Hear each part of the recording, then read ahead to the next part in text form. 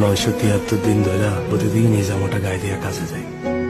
মাঝে মাঝে মনে হয় এইটাই আমার গায়ের চামড়া, আর এই চামড়া গায়ে আমরা হাজার হাজার মেশিনের না থাকে ক্লান্তি, না থাকে মায়া। আমাদেরও তাই। ঈদ মোবারক ভাইয়া। ঈদ মোবারক। ভাইয়া কত আমার জামাটা বেশি সুন্দর হয়েছে না? না ভাইয়া, আমারটা বেশি সুন্দর হয়েছে, তাই না? দুইজনেই সুন্দর লাগতেছে, একজনের পূর্ণিমা আরেকজনের শাবনূর। কি যে কও ভাইয়া। লও ভাইয়া আমার লগে কথা কও। চল আমার ভাইয়া।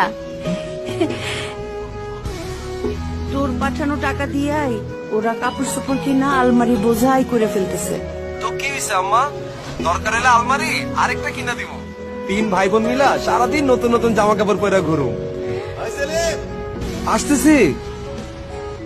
আমার রাখি। আচ্ছা বাবা রাখো।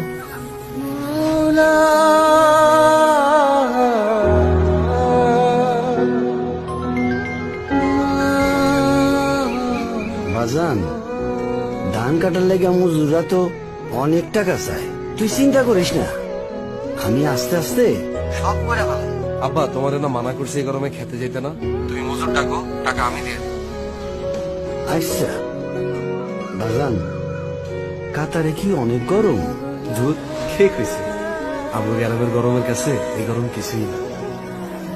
হাজার কষ্ট ম্লান হয়ে যায় তোমাদের হাসি মুখে, হাজার মিথ্যে সত্যি হয় তোমাদেরই সুখে। রব জানে আমি জানি ভালোবাসি তোমাদের। কিরে কি খাস? দুধ, এটা কোনো খাওয়ান হইলো? তুমি কি খাও? খাপসা। ইস কেমন নাম খাপসা। আরে এটা আরবের বিরিয়ানি। এহ, মায়ের হাতে ইলিশের থেকে মজার কিছু নাই। বেশি মজা হয়েছে রে। হ্যাঁ আচ্ছা খা, আমার আবার খাপসা ঠান্ডা হয়ে যেতেছে। রব জানে